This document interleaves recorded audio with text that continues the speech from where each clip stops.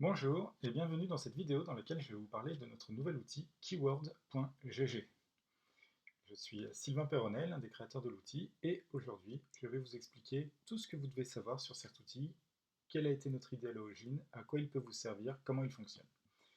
Alors, je vais tout de suite me mettre sur des petits slides que j'ai préparés pour ça, et je vais commencer finalement par vous expliquer d'abord un petit peu la genèse de cet outil. Alors, ce qu'on a voulu faire avec cet outil, vous le découvrirez dans quelques minutes. Mais tout d'abord, qui sommes-nous? Les créateurs de l'outil keyword.gg, ce sont les créateurs de l'outil yourtext.guru. Frédéric Bobet, Benoît Chevillot et Guillaume et Sylvain Perronnet, donc mon frère et moi-même, et nous avons créé ça ensemble. Alors, quelle a été l'idée qui nous a poussé finalement à créer cet outil? Alors, c'est très simple, il faut savoir d'abord comment est-ce qu'on a eu l'idée du yourtext.guru. En 2012, on a commencé, certains d'entre vous le savent, à formaliser une certaine offre SEO. Quand je dis nous, c'est mon frère Guillaume et moi-même, d'abord au sein de son entreprise, puis après au sein des XLab. Donc on a commencé par vendre des corpus pour le référencement web, et puis ces corpus qu'on fabriquait avec certains algos, eh bien, on a décidé de donner plus d'explications aux gens finalement, et on a expliqué au travers d'une formation qui s'appelle la Masterclass Moteur plus SEO, comment on pouvait fabriquer des corpus avec un algorithme très simple, basé sur la TF-IDF, et on a donné le code. La masterclass s'est étendue par la suite, mais ça c'est une autre histoire. Et ce qui s'est passé, c'est que les gens qui sont venus suivre cette formation, qui ont eu le code, bah, ça leur a donné des idées, puis ils ont commencé à développer des outils. Et ces outils qui ont commencé à avoir une bonne traction, eh bien, nous on s'est dit, c'est Frédéric Bobet qui a eu l'idée d'ailleurs, qui est venu nous voir, on s'est dit, bah, il n'y a pas de raison que nous-mêmes on ne fasse pas un outil sémantique finalement d'aide à la rédaction. Et donc on a créé cet outil yourtext.guru qui est basé sur des algos beaucoup plus compliqués que ceux qu'on donnait dans la masterclass, qui créent des vecteurs de contexte. Je ne vais pas plus détailler ça pour l'instant. Mais voilà, on s'est mis à faire ça. Et puis, yourtext.guru a commencé sa vie, c'était grosso modo vers 2016, je pense, à peu près. Et puis, on a affiné l'outil, on a modifié les algos, on a amélioré les choses. Et il y a quelques mois, fin 2019 en gros, on s'est rendu compte soudainement qu'on était en train d'approcher gentiment le million de guides dans yourtext.guru. Donc il y a des gens qui avaient vraiment beaucoup utilisé l'outil. Et c'est vrai qu'on peut se poser des questions, un million de guides c'est vraiment énorme. Est-ce que les gens ont vraiment généré un million de guides pour écrire un million de textes pour faire du SEO? Bien sûr que non en fait. Et on s'est rendu compte qu'il y avait des utilisateurs qui avaient un petit peu dévoyé l'outil tel qu'il était prévu à l'origine pour en faire autre chose que du SEO, notamment des gens qui cherchaient de l'information de contexte pour différents usages. Alors, qu'est-ce qu'on peut faire avec de l'information de contexte? On peut faire des formes de recommandations, on peut créer des graphes d'informations connexes pour savoir que, par exemple, je sais pas, si on s'intéresse à des acteurs, que tel acteur est relié à tel autre acteur parce que les noms apparaissent dans des contextes similaires. Donc l'idée, c'était de dire, quand on génère un guide avec yourtext.guru pour, je sais pas moi, par exemple, Al Pacino, si on voit apparaître le mot Robert De Niro dedans, eh bien, c'est que les deux acteurs sont liés. Donc voilà, on pourrait créer des choses comme ça pour faire une forme de maillage. Et donc, ces idées que les gens ont eues en les utilisant, bah, on s'est dit, en fait, c'est dommage d'utiliser un outil qui n'est pas fait pour ça, alors que bah, il y a des moyens de faire des algorithmes encore plus efficaces pour faire ces choses qui sont liées à finalement de l'extraction de contexte. D'autant plus que yourtext.guru, maintenant ça marche assez bien, plus de 9300 comptes, quelques centaines, presque 800 utilisateurs mensuels réguliers, token ou abonnement. Donc on s'est dit qu'il valait mieux séparer les usages pour éviter que les usages des uns, qui sont plus peut-être coûteux des fois d'un point de vue calculatoire, mais qui nécessitent un type d'information différent, bah voilà, éviter que les usages des uns parasitent ceux des autres. Et donc on s'est dit qu'on allait lancer un nouvel outil. C'est chose faite depuis un ou deux mois à peu près. On l'a lancé pendant la période dite du confinement. Et donc on a lancé keyword.gg, GG pour Good Game, bien sûr, vous vous en doutez, il n'y a pas de moteur de recherche impliqué dans l'histoire, qui est un extracteur de contexte humain performant. Alors qu'est-ce que ça veut dire? Eh bien, c'est ce que on va vous définir, ce que je vais vous définir dans les slides qui suivent. Mais d'abord, voilà, yourtext.guru a donné lieu à keyword.gg. Et keyword.gg, qu'est-ce que c'est? Un outil d'extraction de contexte. On a un site web qui explique tout, il y a une documentation, etc. Vous pouvez aller découvrir. Je pense que vous serez bien assez capable de naviguer dans ce tout petit site web qui a que quelques pages. Mais ce qu'on va voir tout de suite, c'est quelle est l'idée derrière cet outil. L'idée, c'est de faire de l'extraction de contexte. L'extraction de contexte, c'est une tâche qui est complètement différente de celle de l'analyse sémantique, même si bien sûr, dans les deux cas, on va manipuler des mots, des termes, des groupes de mots qui vont ensemble ou pas. L'idée, c'est la suivante. C'est l'idée du jeu pyramide. Alors, je ne sais pas si ceux qui regardent cette vidéo sont de mon âge, plus vieux, plus jeune, mais le jeu pyramide, c'est quoi? C'est un jeu où l'idée était de faire découvrir à un comparse des mots. Et donc, il y avait des équipes de deux personnes, et ici, par exemple, l'exemple, c'est le mot capitainerie. Donc, une des deux personnes connaît le mot capitainerie, et cette personne doit donner des mots qui permettent de faire deviner à son acolyte le mot capitainerie. Et il s'engage à faire découvrir en un mot, deux mots, trois mots, quatre mots, etc. Il y a un système d'enjeux, etc. Donc c'est un jeu qui a eu un certain succès à la télé à une époque, et qui finalement est un jeu qui est basé sur le raisonnement analogique. On donne des mots qui font partie du contexte d'un mot qu'on doit faire deviner, et c'est comme ça qu'on va faire deviner le mot. Donc ce jeu pyramide qui permet de comprendre les choses, eh bien, on peut y jouer ensemble. Si je vous dis les mots merguez, poulet, légumes, semoule, eau, viande, tomate, cuisson et huile, vous pensez à quoi? Eh bien, la plupart des gens vont penser au couscous. Et en pensant au couscous, eh bien, on vient de découvrir un mot par rapport à son contexte. Je vous ai donné un contexte. Ce contexte, ce sont les mots merguez, poulet, légumes, etc. Et vous avez deviné le mot couscous. Donc vous avez, à partir du contexte, deviné un mot. Ce que fait Keyword GG, c'est exactement l'opération inverse. Vous lui dites couscous, il vous donne les mots merguez, poulet, légumes, semoule, eau, viande, tomate, cuisson, huile. Donc l'idée, c'est vraiment ça.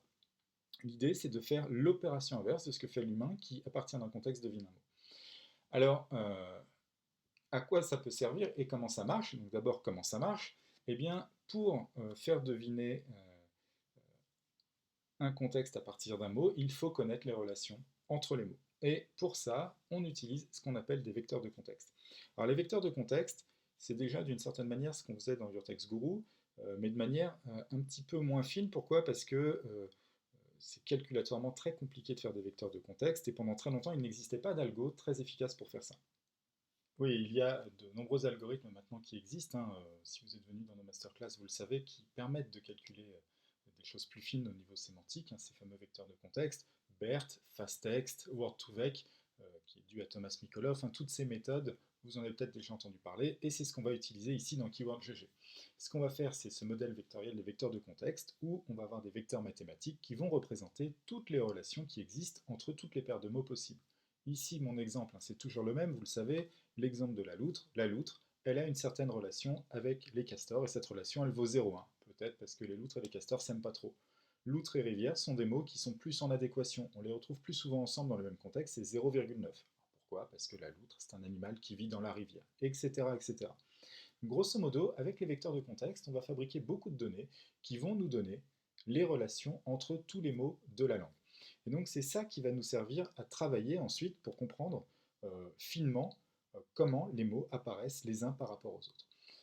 L'avantage des vecteurs de contexte, je ne vais pas trop rentrer dans les détails, c'est que cet espace vectoriel avec les vecteurs de contexte a de très bonnes propriétés qui permettent finalement de mieux comprendre ce qu'il conviendrait d'appeler la sémantique. Hein. C'est toujours délicat de parler de sémantique quand on fait du calcul, mais voilà, de mieux comprendre une certaine forme de sémantique. Notamment, on a des décalages entre les vecteurs qui permettent de passer du singulier au pluriel, du masculin au féminin, et réciproquement, qui permettent de déterminer finalement, de faire ce qu'on appelle de l'inférence, c'est-à-dire de trouver quelle est la ville qui est l'équivalent de Paris pour la France au niveau par exemple des États-Unis ou du Portugal ou etc., etc. Donc on va avoir la capacité à avoir une certaine forme de réflexion grâce à ça. La composition de relations, par exemple. Il y a un exemple qui est très connu qui est, voilà, je fais les vecteurs pour roi, reine, homme, femme, et je me pose la question, qu'est-ce qu'un roi qui n'est pas un homme mais qui serait une femme? Eh bien, en naviguant entre les vecteurs, je m'aperçois que la composition de vecteurs roi moins homme plus femme m'amène au vecteur reine. Et donc, si je ne sais pas ce qu'est une reine, mais que je connais le vecteur, eh bien, je peux deviner le sens du mot reine finalement par rapport à d'autres mots.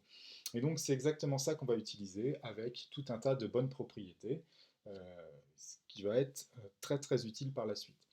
Le vrai problème, c'est comment est-ce qu'on fabrique ce genre de choses. Il y a de très nombreux modèles mathématiques qui permettent de fabriquer ces vecteurs de contexte. Un modèle qui est un des tout premiers qui a été mis en place en particulier par Thomas Mikolov, qui était à l'époque chez Google avant de passer chez Facebook, eh bien, c'est le modèle CBOW, le Continuous Bag of Words, dans lequel finalement on va donner à l'algorithme d'apprentissage des phrases qui ont été écrites par des êtres humains. Par exemple la phrase «Je suis venu en tank, mais quelle galère pour se garer», et on va essayer de faire deviner d'une certaine manière quelle est la probabilité de voir apparaître un mot qu'on occulte. Donc, je suis venu en bip, mais quelle galère pour se garer. Quels sont les mots qu'on peut mettre à la place de ce bip et avec quelle probabilité. Donc ce sera plutôt voiture qui viendra à l'esprit des gens immédiatement, automobile, vélo, bus, avion, hélicoptère, tant que tout peut y passer, mais les probabilités ne sont pas les mêmes.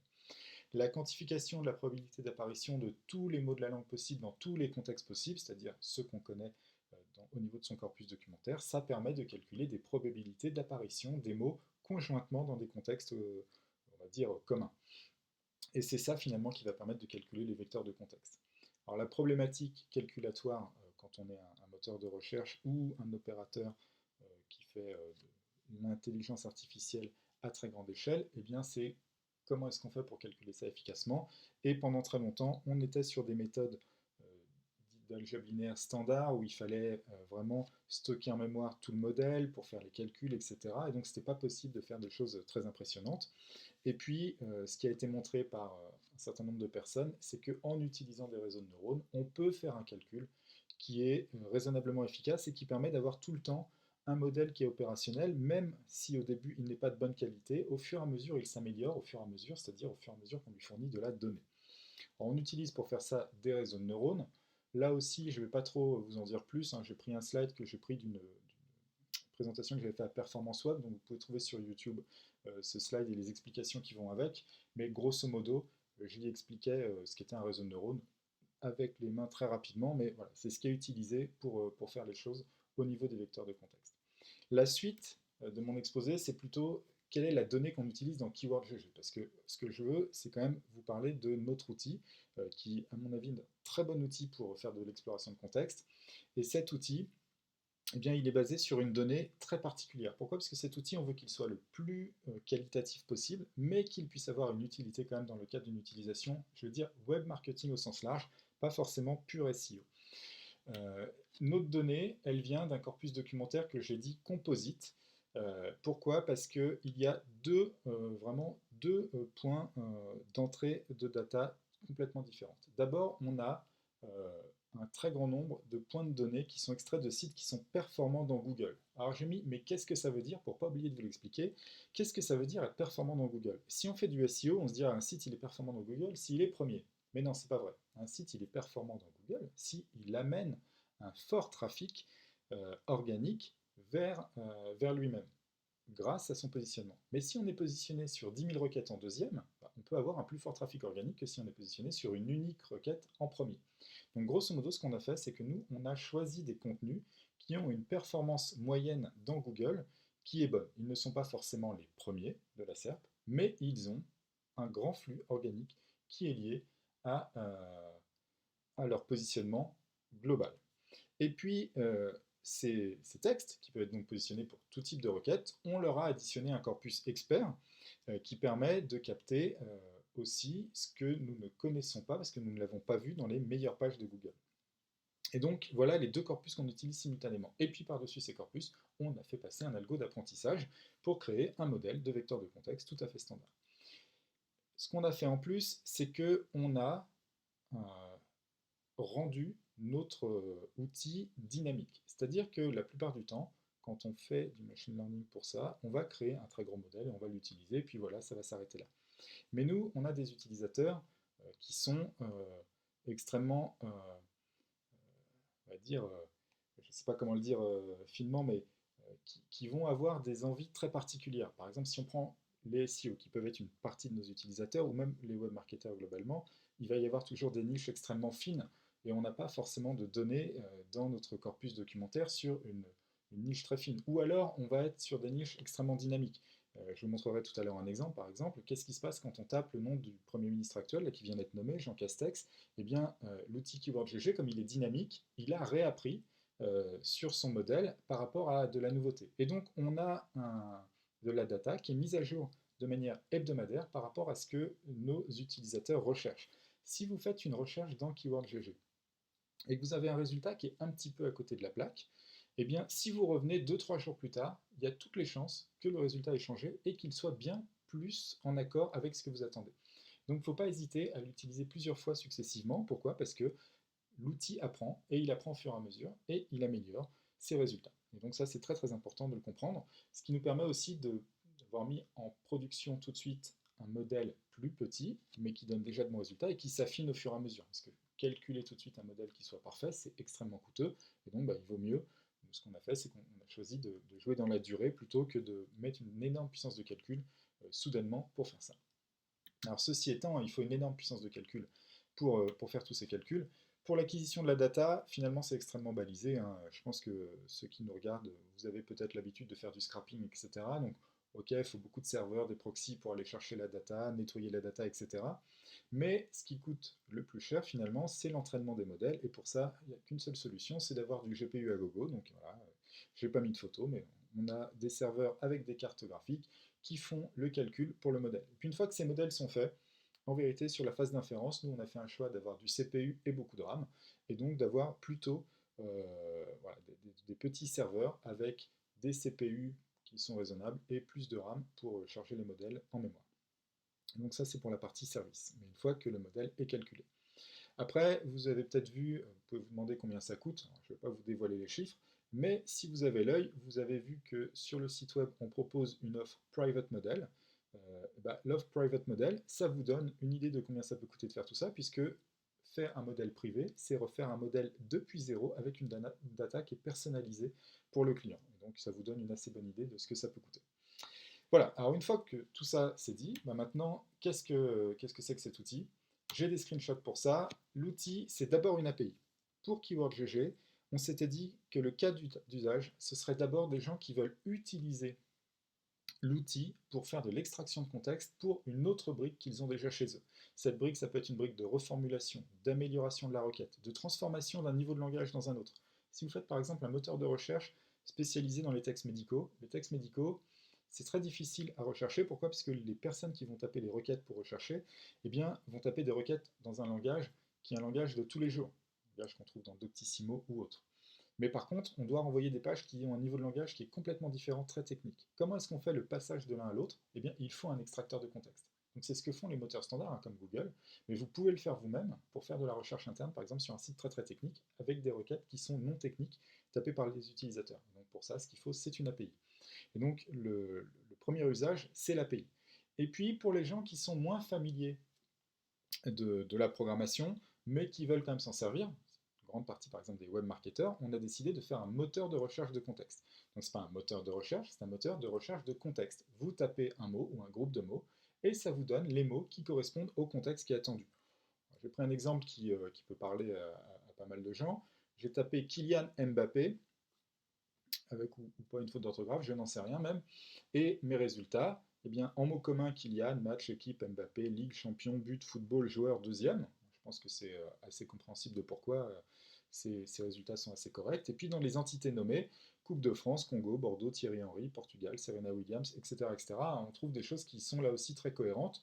La seule chose sur laquelle on peut se poser des questions, c'est pourquoi Serena Williams, par exemple.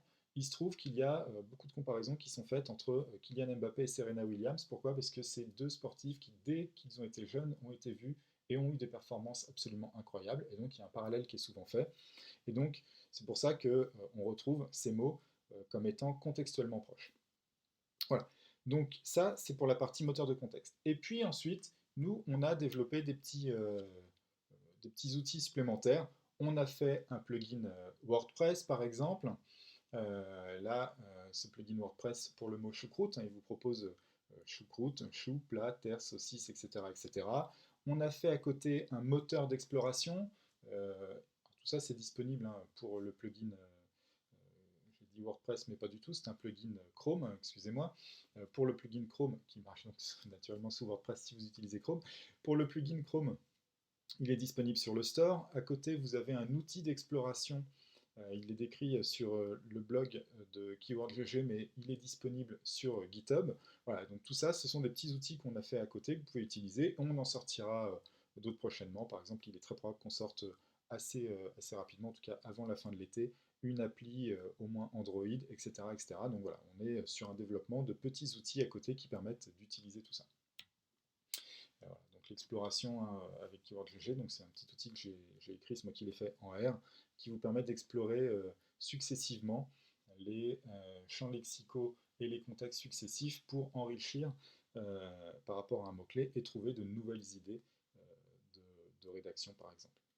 Je dis une app amusante, pourquoi pas, qu'est-ce que c'est amusant, on rigole bien. Donc voilà, merci pour votre écoute pour ces slides. Je vais cependant quand même faire un petit aparté avant de finir pour vous montrer à quoi ça ressemble. Voilà, le moteur il est là. Tout à l'heure je vous ai dit il y a une certaine dynamicité. Je tape le nom de notre nouveau Premier ministre. On va faire de politique, mais c'est pour vous montrer un exemple de qu'est-ce qui se passe quand on veut des choses qui sont récentes. Eh bien, si je lance la recherche, on voit qu'on a déjà l'outil qui a appris. Alors bien sûr, là, ça fait déjà quand même plus d'une bonne semaine, un peu plus même. Mais voilà, on voit Premier ministre, Élysée, gouvernement, déconfinement. Pourquoi? Parce qu'il se trouve que c'est lui qui s'était occupé du déconfinement. Dans les entités, on voit une chaîne de télé, LCI, on voit un lieu, le Gers, peut-être l'accent de Jean Castex n'est pas innocent par rapport à cette localisation, le JDD, donc un journal, Christophe Castaner, Jean-Marc Ayrault, etc. Donc voilà, aucune surprise, Perpignan, hein, donc, la ville qui a donné cet accent, etc. Donc voilà, on est sur vraiment des choses qui sont extrêmement attendues par rapport à la personne. Bien sûr, ça marche pour d'autres sujets, hein. Si vous faites du vélo tout-terrain, par exemple, vous pouvez avoir des résultats hein, qui correspondent aussi. Alors c'est assez intéressant. Vélo tout-terrain, vous avez des mots qui apparaissent, mais c'est VTT, utilisation, etc. Tracteur, pourquoi? Je n'en ai aucune idée. Mais globalement, il va y avoir des choses qui sont assez correspondantes, avec de toute façon, toujours, peut-être, des fois, des mots qui apparaissent qui ne sont pas tout à fait corrects. Pourquoi? Parce que l'outil, il apprend au fur et à mesure. Donc j'ai tapé vélo tout-terrain, je n'avais pas prévu de le taper, pour vous montrer qu'on peut avoir des résultats qui sont imprécis, mais au moment où vous regardez cette vidéo, donc nous sommes aujourd'hui le lundi, je vais regarder la date, je ne connais pas la date, le lundi 20 juillet. Si vous revenez le 24 ou le 25 vers Keyword GG et que vous tapez la même requête, vous verrez que les résultats ont changé. Pourquoi? Parce que l'outil, comme j'ai tapé cette requête, va aller affiner ses connaissances sur ce mot qu'il ne connaît peut-être pas ou ce groupe de mots qu'il ne connaît pas. Et donc c'est comme ça que l'outil va fonctionner et s'améliorer. Voilà, je pense que je vous ai dit un petit peu tout ce que je vais vous dire pour faire le tour de l'outil. N'hésitez pas à nous interpeller. Il y a un compte Twitter, il y a un site web. Vous connaissez aussi les comptes Twitter des frères Perronnet, mais aussi de Frédéric Bobet ou de Benoît Chevillot. Hein, n'hésitez pas, vous pouvez nous poser n'importe quelle question, on sera ravis de vous répondre. Et en attendant, je vous souhaite une bonne fin de journée et pour les plus chanceux d'entre vous, des bonnes vacances. Voilà, au revoir.